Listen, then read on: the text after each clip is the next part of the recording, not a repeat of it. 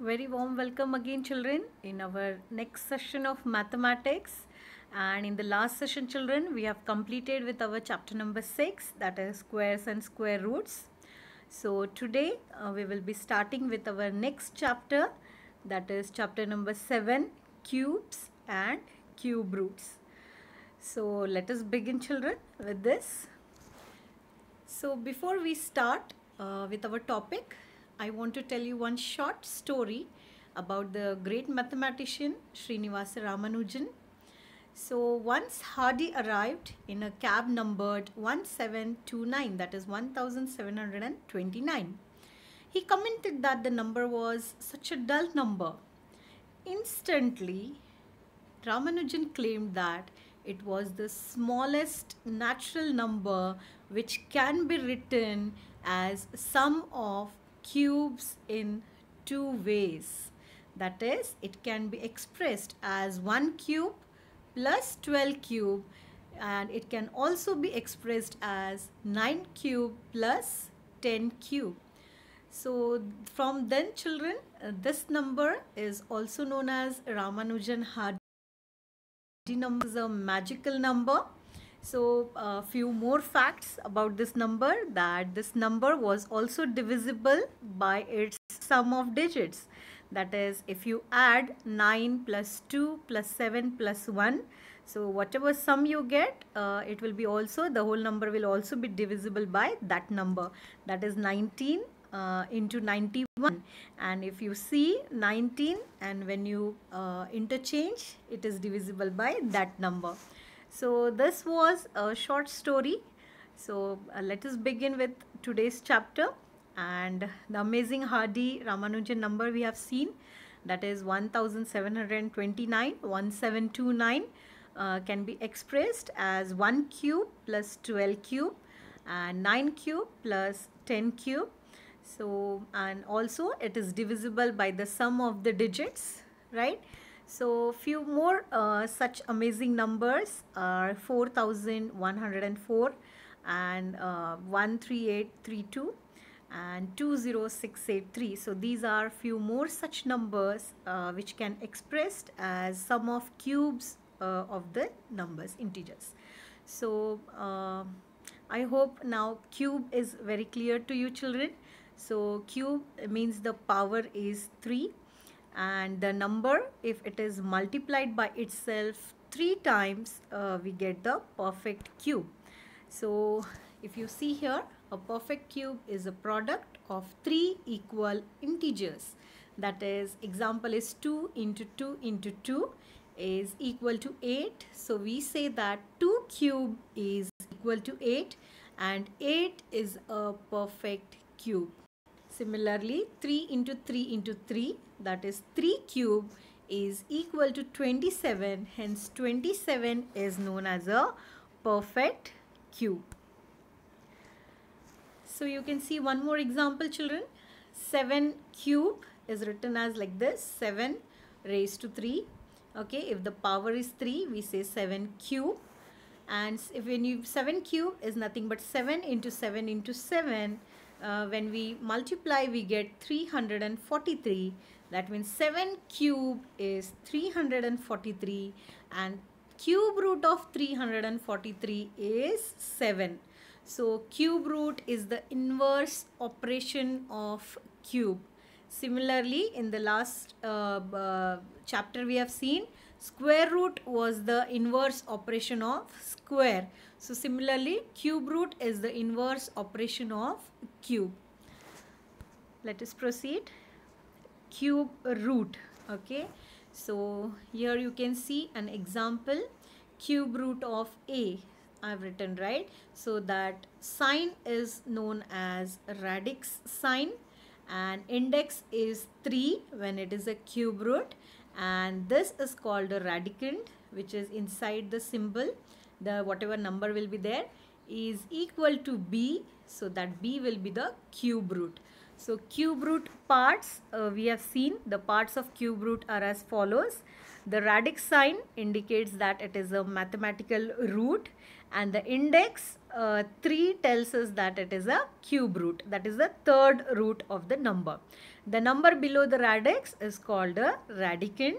The result of the mathematical operation is denoted by equal sign and called as third root or cube root. So this is one more example you can see, children. This is cube root of 8. So 8 is radicand. This is the radical sign and this is the index. So we have seen square root sign and the cube root sign. So in square root, here you will write nothing, just a radical sign is known as square root, and when you write here 3, it is a cube root. Very important, children, please note a few portion is few questions from the exercise is deleted. So in exercise 7.1, question number 1 and question number 4 is deleted. From exercise 7.2, question number 2 and question number 3 is deleted. So if you have a textbook, make a note of it. Okay, so questions, any questions from this questions, these will be, these exercise, these questions will not be coming for the exam. Okay, so please make a note of that. So let us begin with our today's very important topic, that is least number multiplied to get a perfect cube.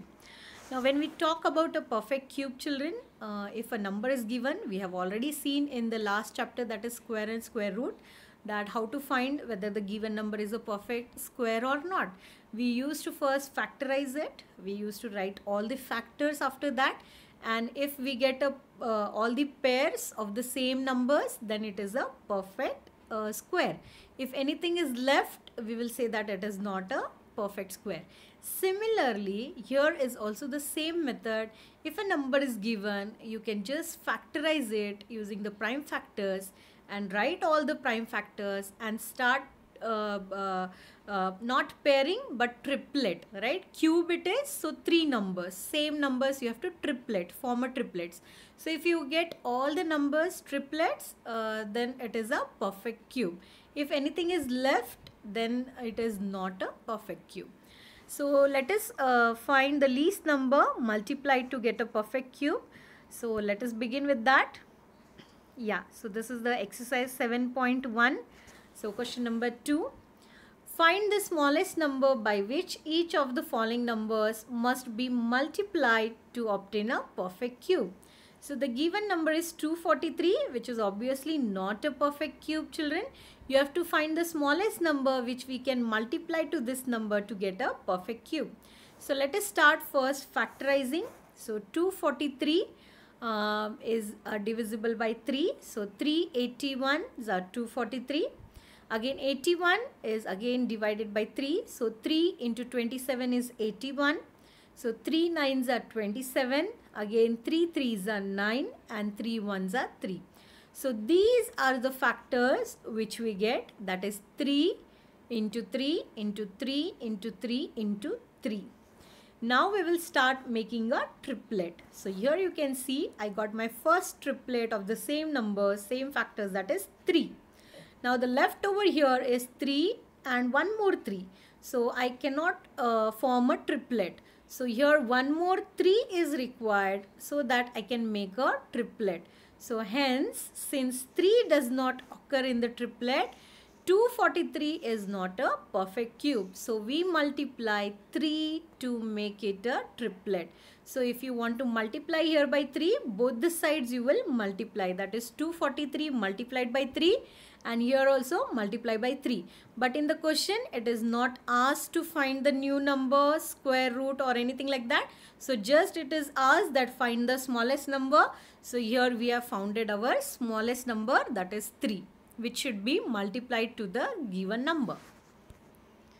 I hope this is understood. So our number becomes 3 into 3 into 3, 3 into 3 into 3. Here we have multiplied 3. So we will multiply 3 to the both the sides. Now it becomes a perfect cube.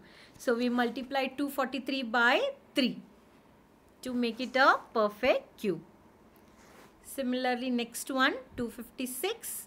Again we will factorize 256, and after factorizing we will write here 256 is equal to 2 into 2 into 2 into 2 into 2 into 2 into 2 into 2. So these all are the factors of 256, right? Now we are going to form the triplet, not pair, triplet, right? It is a cube root. So 2 into 2 into 2 is one triplet. Same numbers, right? Again 2 into 2 into 2 is another triplet, and here now we can see only 2 times 2 is there, and one more 2 we require to make it a triplet, right? So 2 is the smallest number which should be multiplied to 256 to get a perfect cube. Next one again. So this is how we will multiply 2 to both the sides to make it a perfect cube. Next is 675. Again we will factorize by using the prime factorization method. So these are the factors, that is 3 into 3 into 3 multiplied by 5 into 5 into 5. Now if you see, we can make a triplet of 3, but here 1 5 is not there to make a triplet. 1 5 is missing, so 5 is the least number which we can multiply both the sides, or which we can multiply to the given number to make it a perfect cube. So what we will write is 675 into 5 is equal to 3 into 3 into 3 multiplied by 5 into 5 into 5. I hope this is easy, children. The next one is, fifth one is 100. So we see that after doing the prime factorization method, these are the factors. Now if you notice here, children, here is only 2 into 2 into 2. So 1 2 is missing to make it a perfect triplet. And here 5 into 5. So one more 5 we require to make it a triplet. So the numbers to be multiplied is 2 into 5 to make it to make 100 as a perfect cube. So 100 is not a perfect cube, so we multiply by 2 into 5 to make a triplet. So hence you can see here, so we multiply 100 by 2 into 5 to make it a perfect cube. So the next topic, which is again very important, is least number divided. We have just now seen multiplied. Similarly, you have to do for this also. So let us find out. So this is the question number 3. Find the smallest number by which each of the following numbers must be divided. So the first number is 128. Let us do the prime factorization method. Find the factors.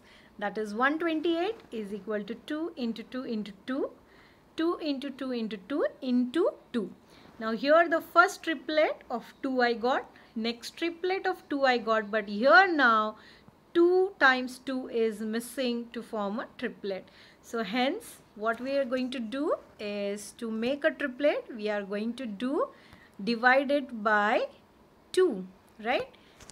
Now we are not going to multiply, we are going to divide, as only 1 2 is remaining. So it is the question they have asked, which number should be divided. So if we divide by 2, right, this will get cancelled, and here is one triplet remaining, here is one triplet remaining, which shows that it is a perfect cube. So hence we are going to divide the given number by 2. So it becomes a perfect cube. Next one is 135. So again we will first do the prime factorization method, and these are the factors we get after that. That is 3 into 3 into 3 into 5. Now only 5 is remaining here. 3, 1 triplet we can find out over here. So now we will write the answer that 5 is the number which should be divided to give a number, that is 135, to get a perfect cube. So our number becomes 135 divided by 5 is equal to 3 into 3 into 3 into 5 divided by 5. So we divide 135 by 5 to make it a perfect cube.